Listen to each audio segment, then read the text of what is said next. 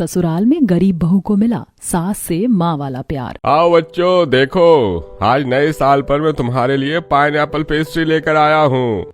Happy new year पापा, आज तो मजा आ जाएगा। न्यू ईयर पर पेस्ट्री खाने को मिलेगी। अरे वाह, मैं तो 2 पेस्ट्री खाऊंगा। अरे मैं खाऊंगा 2 पेस्ट्री पापा, आप मेरे लिए 2 पेस्ट्री लाए हो ना। मैं अपने चारों बच्चों के लिए 4 पेस्ट्री लेकर आया हूँ, सभी को 1-1 पेस्ट्री मिलेगी। हैप्पी न्यू ईयर पापा, आप मेरे लिए भी पेस्ट्री लेकर आए हो? हाँ बेटा, जो चारों आपस में 1-1 पेस्ट्री बांट लो। लेकिन मुझे तो 2 पेस्ट्री खानी है। देना है तो 2 पेस्ट्री, वरना मुझे 1 भी नहीं चाहिए। अरे तो क्या हो गया चारू, चल तू अपनी पेस्ट्री वेद और युग में आधी आधी बांट दे। लेकिन माँ पापा मेरे लिए भी तो लेकर आए हैं ना, सभी को अपने अपने हिस्से की पेस्ट्री खानी चाहिए। अगर तुम अपने हिस्से की पेस्ट्री अपने भाइयों में बांट दोगी तो तेरा क्या बिगड़ जाएगा? तो फिर कभी खा लेना, आखिर तू उनकी बड़ी बहन है। ठीक है माँ, इनको ही दे दो हमेशा की तरह। पद्मा देवी और सूरजभान के 4 बच्चे थे, जिनमें चारू सबसे बड़ी थी। बचपन से ही पद्मा देवी अपनी तीनों बेटों को चारू से ज्यादा प्यार करती थी और बड़े होने की वजह से हमेशा चारू को ही कॉम्प्रोमाइज करना पड़ता था। और आज भी उसकी माँ ने वही किया, चारू के हिस्से की पेस्ट्री अपने बेटों में बांट दी। पता नहीं भगवान ने मुझे बड़ा बनाकर गलती की है या फिर बेटी बनाकर। हर बार का यही है, बचपन से लेकर आज तक कभी भी मेरी माँ ने मुझे माँ का प्यार नहीं दिया। चारू, अरे ओ चारू, कहाँ गई? आज ठंड बहुत हो गई है, काम कर अपनी रजाई किशोर वेद और युग को दे दे, इन्हें कंबल में ठंड लगेगी। लेकिन माँ, मैं अगर अपनी रजाई इनको दे दूंगी तो फिर मैं क्या ओढ़कर सोऊंगी? मुझे भी तो ठंड लगेगी ना। अरे तू संदूक में से पुराना वाला कंबल निकाल लेना, तू तो अकेली सोती है ना, तो तेरा काम चल जाएगा। लेकिन माँ, वो कंबल तो पूरा फट चुका है और आज तो मुझे बुखार भी आ रहा है। अगर मुझे ठंड लग गई तो मैं और ज्यादा बीमार पड़ जाऊंगी। तू बड़ी होकर अपने भाइयों को अपनी रजाई तक नहीं दे सकती? हद करती है तू। कैसी बड़ी बहन है? बड़ी बहन तो माँ समान होती है। चिंता मत कर, तुझे कुछ नहीं होगा। दे दे अपने छोटे भाइयों को अपनी रजाई। हद ही होती है, जब देखो तब बड़ा होने की दुहाई देकर मेरे बारे में सोचती तक नहीं है। मुझे याद है बचपन में एक बार जब मैंने अपने लिए स्वेटर मांगा था, तब माँ ने पापा की कम कमाई का ताना मारकर मुझे मना कर दिया था। और अगले दिन तीनों भाइयों को इतनी महंगी महंगी जैकेट दिलवा कर आई थी। आखिर मेरी माँ मुझे थोड़ा भी प्यार नहीं कर सकती क्या? अरे क्या सोचने लग गई? एक रजाई देने में इतना सोचेगी? कैसी बड़ी बहन है तू? कुछ नहीं माँ, आप ले लो रजाई, मैं जैसे तैसे एडजस्ट कर लूंगी। पद्मा देवी चारू की रजाई अपने बेटों को दे देती है और चारू बेचारी फटे हुए कंबल में पूरी रात ठिठुरते हुए बिताती है, जिसकी वजह से उसे सुबह बहुत तेज बुखार चढ़ जाता है। लेकिन अगली सुबह, चारू, अरे ओ चारू, चल उठ, आज तेरे मामा के घर पर गृह प्रवेश के फंक्शन में जाना है। उठ, जरा अपने भाइयों को तैयार कर दे और रास्ते के लिए कुछ नाश्ता बना कर दे दे। माँ, मुझे बहुत तेज बुखार आ रहा है, मुझसे उठा भी नहीं जाएगा। एक काम करो, नाश्ता आप बना लो, और मेरी तबीयत सही नहीं है, मैं मामा जी के घर पर नहीं जा पाऊंगी। अरे तुझे नहीं जाना तो मत जा, लेकिन अपने भाइयों के लिए नाश्ता तो बना दे। कम से कम एक बड़ी बहन होने के नाते इतना तो कर सकती है। लेकिन माँ, मैंने बताया तो मुझे बहुत तेज बुखार आ रहा है। बेटा नहीं बनाना तो मना कर दे, इस तरह बहाने तो मत बना। माँ, आपको तो मेरी बीमारी भी बहाना लगती है। अगर मेरी जगह भाई होता तो आप खुद उसकी सेवा करती, लेकिन मुझसे तो आपने एक बार पूछा तक नहीं। तुझे शर्म नहीं आती? कैसे तू अपने भाइयों को कोस रही है? बीमार पड़े तेरे भाइयों के दुश्मन, सोचना भी मत कि मेरा एक भी बेटा बीमार पड़ेगा। नहीं बनाना नाश्ता तो मत बना, पड़ी रहे ऐसे ही, मैं उन्हें बाजार से खुद दिलवा दूंगी। इसी तरह चारू की माँ चारू को ऐसे ही बीमार छोड़कर अपने तीनों बेटों को लेकर उनके मामा के घर चली जाती है। उनके जाने के बाद पता नहीं कैसी माँ है मेरी, एक बार पूछा तक नहीं कि मेरी तबीयत कैसी है, और तो और मुझे अकेला छोड़कर चले गए सब। मुझे याद है बचपन में जब एक बार। अरे किशोर, वेद, युग, मान जाओ, इतनी जोर जोर से मत भागो, गिर जाओगे तो लग जाएगी। दीदी हम तो भागेंगे, अब तुम हमें पकड़ कर दिखाओ। नहीं, मैं नहीं भागूंगी। तुम लोगों को भागना है तो शौक से भागो, और अगर लग जाए तो रोना मत। दीदी तुम भाग कर दिखाओ तो सही, आज तो हम तुम्हें भगा कर रहेंगे। अब भागो, हमें पकड़ कर दिखाओ। जैसे ही चारू अपने भाइयों के पीछे उन्हें पकड़ने के लिए भागती है, अचानक से उसका पैर पत्थर से लग जाता है और वो बहुत जोर से गिर जाती है। उसके घुटने और माथे में चोट लग जाती है और जब सभी अपने घर पहुंचते हैं तब, माँ देखो दीदी को कितनी जोर से चोट लग गई है। अरे क्या हो गया? क्यों इतनी जोर से चिल्ला रहे हो? और चारू, क्यों तुम इतनी जोर जोर से रो रही हो? माँ, दीदी हमारे साथ पार्क में खेल रही थी और खेलते खेलते अचानक से गिर गई और उसको चोट लग गई। हे भगवान, तुम तीनों ठीक तो हो ना? चारू, तू भी ना बड़ी बहन होकर बिल्कुल बच्चों की तरह करती है।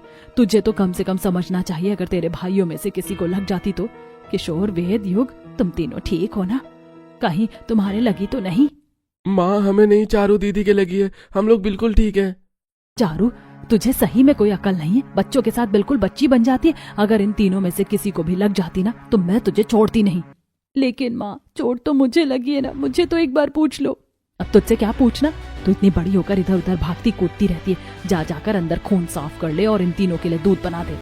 सपना देखती हुई चारू जोर जोर से रोने लग जाती है और अपने आप से कहती है, माँ तभी भी मेरे साथ ऐसा ही करती थी और अभी भी ऐसा ही करती है। माँ को मेरी कभी भी चिंता नहीं हुई। पता नहीं मेरे नसीब में माँ का प्यार है या नहीं।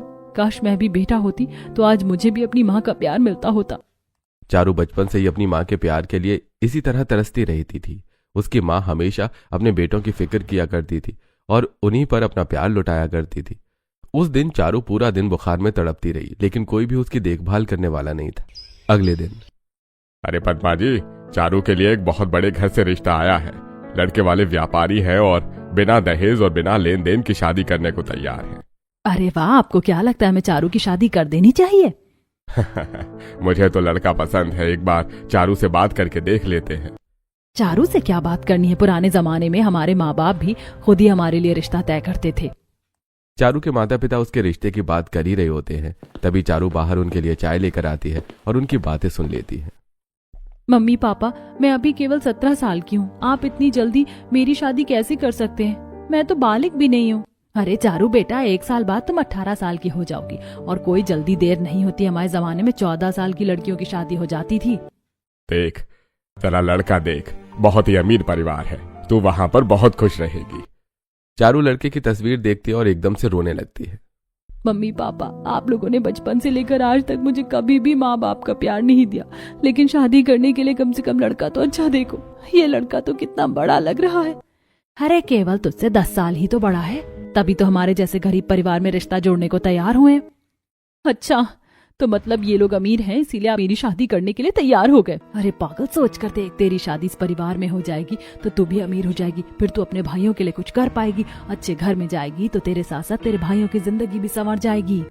और वो लोग शादी करने के लिए हमें अपनी तरफ से 10 लाख रुपए दे रहे हैं। शादी में मुश्किल से 1 या 2 लाख रुपए खर्च होंगे, बाकी के पैसों से हम तुम्हारे भाइयों की आगे की पढ़ाई करवा सकते हैं। कितने स्वार्थी हैं मेरे माता पिता। इस वक्त भी इन्हें अपने बेटों की पड़ी है। क्या फायदा ऐसे घर में रहकर? इससे अच्छा तो शादी कर ही लेती हूँ। अरे अब कौन सी सोच में पड़ गई? देख, शादी तो तुझे इसी लड़के से करनी पड़ेगी। ठीक है, जैसा आपको ठीक लगे वैसा करो। इसके बाद 30 साल के दीपक से 17 साल की चारू की शादी पक्की हो जाती है और शादी वाले दिन दुल्हन के लिबास में बैठी चारू अपने मन में सोच रही थी, माँ देखो, मेरा 12वीं क्लास का रिजल्ट आ गया। मैं अपने पूरे क्लास में टॉप करी हूँ। अब मुझे आराम से कोई भी बहुत अच्छा कॉलेज मिल जाएगा। हाँ हाँ ठीक है, अब चिल्ला मत। मुझे किशोर, वेद और युग के लिए गाजर का हलवा बनाने दे। माँ, अरे माँ, आप कहाँ हो? देखो, हम तीनों भाइयों का रिजल्ट आ गया है। हम तीनों भाई अपनी क्लास में पास हो गए। ये 60% को तुम रिजल्ट आना कहते हो? मैं तो कितने दिनों से कह रही थी ठीक से पढ़ाई कर लेते तो अच्छे परसेंटेज आ जाते। क्या तू मेरे बेटों पे पूरे दिन बरसती रहती है? पास तो हो गए है ना? बहुत बढ़िया, शाबाश मेरे बच्चों। इसी बात पर चलो, आज मैं तुम्हें शाम को घुमाने लेकर जाऊंगी। लेकिन माँ, मैंने पूरे कॉलेज में टॉप किया है, आपने मेरा रिजल्ट देखा तक नहीं। अरे तुझे तो अपने भाइयों की खुशी में खुश होना चाहिए। आज शाम को ही मैं इनकी पसंद के नए कपड़े दिलवा कर लेकर आऊंगी और तू घर में ही रहना, उनके लिए खाना बना कर रखना। माँ, मेरा भी तो रिजल्ट आया है, तुम मुझे अपने साथ बाहर नहीं लेकर जाओगी? तुझे तो पता है ना तेरे पापा की इतनी कमाई है ही नहीं, और फिर तू तो बड़ी है, तू समझदार है। तेरे छोटे भाइयों की खुशी में खुश होना तेरा फर्ज है। चल शाम को उनके लिए कुछ अच्छा सा बना कर रख लेना। माँ पहले भी मेरे साथ ऐसे ही करती थी और हमेशा ऐसा ही करती आई हैं। चारू अपने पुराने ख्यालों में खोई हुई होती है, तभी उसकी सहेलियां आ जाती हैं। उनकी आवाज सुनकर चारू वर्तमान में वापस आ जाती है। चारू, तूने सोच लिया ना तुझे अभी से शादी करनी है? तू हमारे कॉलेज की टॉपर लड़की है, अगर तू चाहती तो पढ़कर कुछ बन सकती थी। हाँ, पता नहीं तुझे इतनी जल्दी शादी करने की क्या पड़ी है, तो अपने मम्मी पापा से मना भी तो कर सकती थी। तुझे क्या लगता है मैंने मना नहीं किया होगा? लेकिन मेरे मम्मी पापा तो हमेशा मेरे भाइयों के बारे में ही सोचते रहते हैं, उन्होंने कभी मेरे बारे में सोचा ही नहीं। तो फिर मैं अपने बारे में सोचकर क्या ही कर लूंगी। ठीक है, जैसा तुझे सही लगता है वैसा कर। हो सकता है तुझे ससुराल में माँ का प्यार मिल जाए। अरे हाँ, आजकल मम्मियाँ अपनी बेटियों से प्यार नहीं करती और तू कह रही है कि सास का प्यार मिल जाए। आजकल की सास तो एक नंबर की हिटलर होती है। मुझे तो ऐसा लगता है कि चारू तेरे नसीब में माँ का प्यार है ही नहीं। अरे नहीं होगा तो कोई बात नहीं, वैसे भी मुझे आदत है। चारू अपनी सहेलियों से बात कर ही रही होती है, तभी उसकी माँ उसके कमरे में आ जाती है और उससे कहती है, चारू बेटा सुन, तेरी शादी हमने बड़े घर में पक्की तो कर दी है, लेकिन तुझे अपनी भाइयों का ख्याल रखना होगा। अपने ससुराल से अपने भाइयों के लिए कुछ ना कुछ मदद करनी होगी। आखिर तू उनकी बड़ी बहन है और बड़ी बहन माँ जैसी होती है। कितनी स्वार्थी है ना मेरी माँ। यहाँ मेरी शादी हो रही है, इन्हें मेरे जाने का बिल्कुल भी दुख नहीं है, बस इन्हें तो अपने बेटों की पड़ी है। इसके बाद जैसे जैसे चारू की शादी दीपक के साथ हो जाती है और चारू यशोदा जी के घर की बहू बनकर विदा हो जाती है। ससुराल में जाकर उसका गृह प्रवेश होता है और अगले दिन चारू पहली रसोई के लिए किचन में आती है। उसे देखकर यशोदा जी, अरे चारू बेटा, आज तो ससुराल में तुम्हारा पहला दिन है, तुम सुबह सुबह रसोई घर में आ गई। इतनी ठंड हो रखी, तुम्हें तो रजाई में होना चाहिए था। लेकिन माँ जी, आज तो मेरी पहली रसोई है ना, इसीलिए मैंने सोचा जल्दी से नीचे आकर सभी के लिए कुछ ना कुछ बना देती हूँ। अरे है, वो सब करने के लिए मैं हूँ तो सही। तुझे पता है मुझे हमेशा से एक बेटी की चाह थी, लेकिन बेटी हो ही नहीं। तब मैंने सोचा कि मेरे बेटों की जब शादियां होंगी तब उनकी बहू पर मैं बेटियों वाला प्यार लुटाऊंगी। तो आज से तू मेरी बहू नहीं, बेटी है।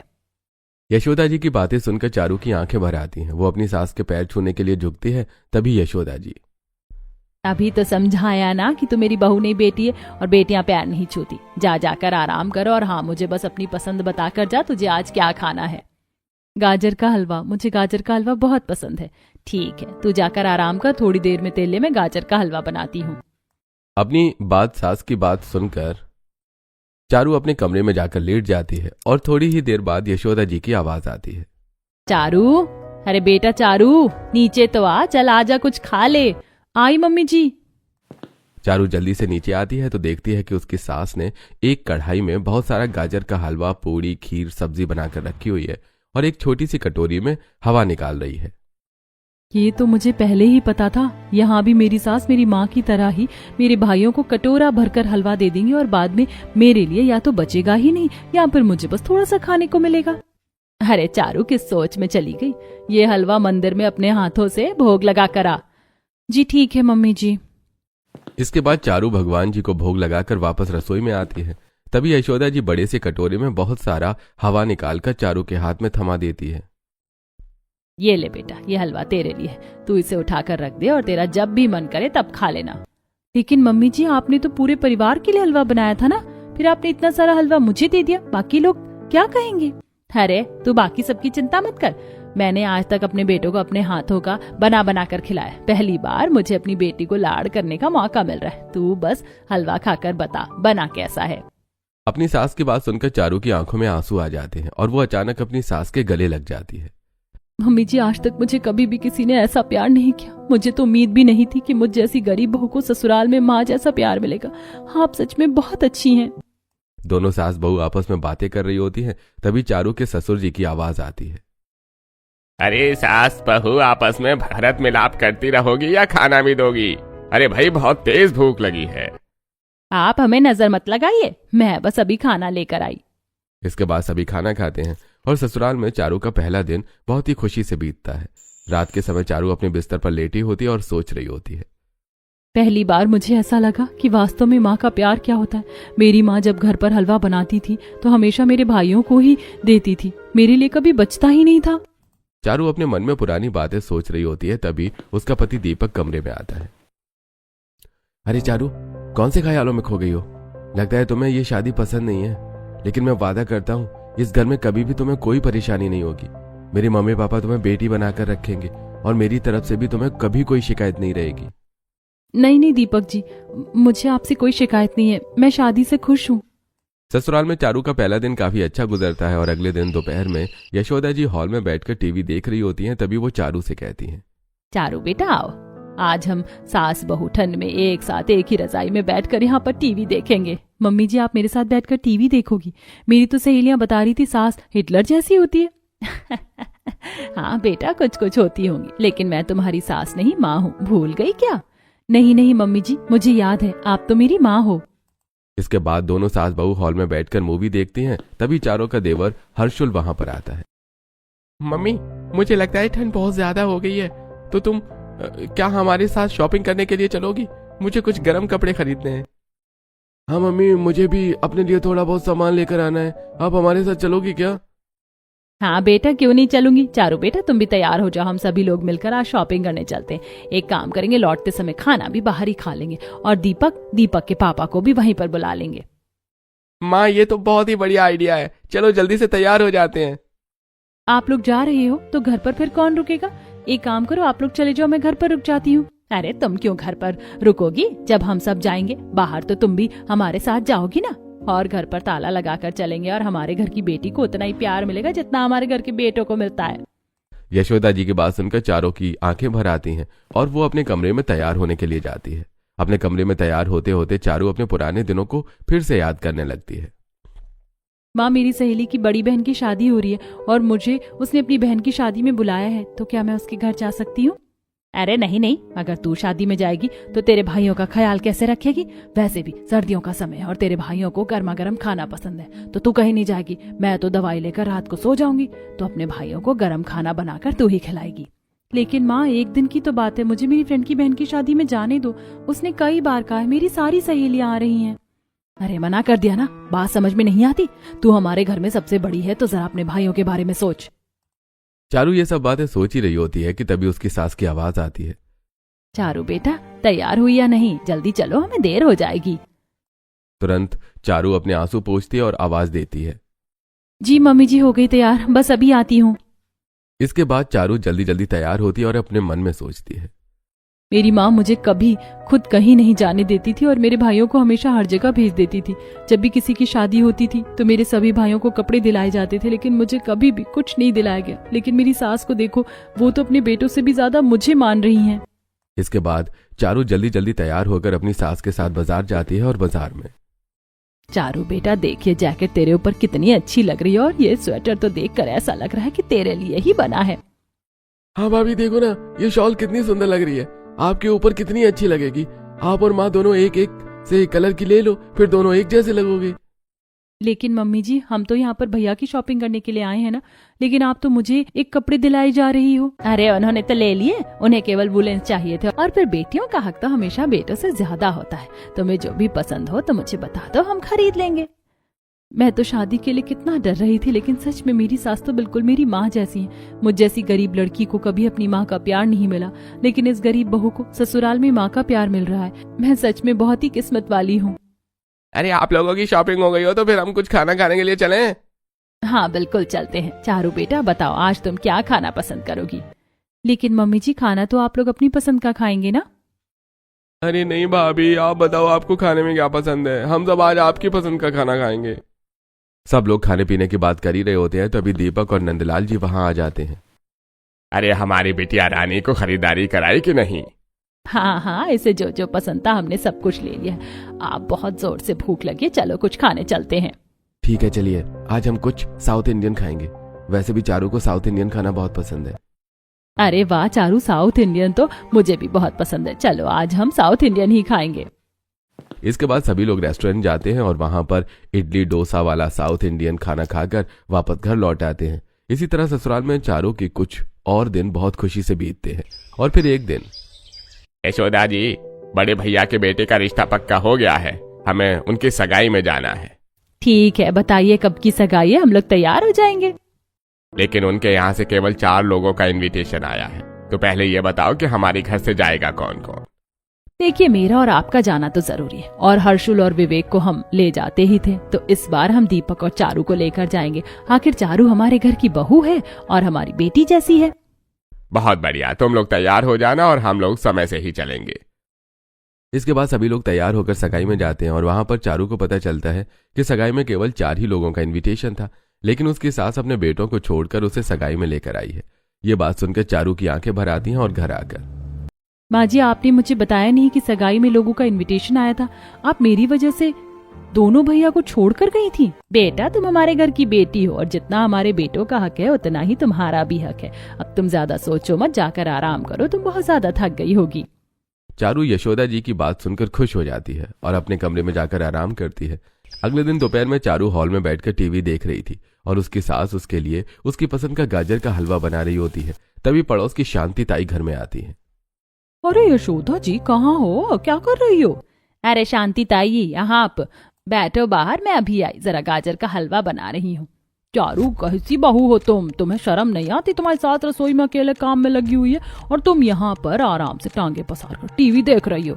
नहीं आंटी जी, वो तो मम्मी जी ने। अरे क्या मम्मी जी ने? अगर तुम्हारी सास तुम्हें बेटी मानती इसका मतलब ये थोड़ी ना है कि तुम उनकी बेटी ही बन जाओगी। शांति ताई चारू को डांट रही होती हैं, तभी यशोदा जी उनकी सारी बातें सुन लेती हैं और उन पर चिल्लाकर कहती हैं, अरे क्यों नहीं हो जाएगी बेटी, ये तो मेरी बेटी ही है। और आपको किसने हक दिया ये सोचने का कि कौन हमारे घर में रसोई में काम करेगा, कौन नहीं करेगा? क्या मैं अपनी बेटी के लिए हलवा नहीं बना सकती? या जिस तरह आपने लड़ाई करके अपनी बहू से काम करवाकर उसे घर से बाहर निकाल दिया, मैं भी अपनी बहू के साथ वैसे करूं? देखिए शांति ताई, मैं घर में बेटी लेकर आई हूँ और इसे बेटी की तरह ही रखूंगी। नहीं नहीं, मैं तो बस ऐसे ही आई थी, देर हो रही है, घर जाना है।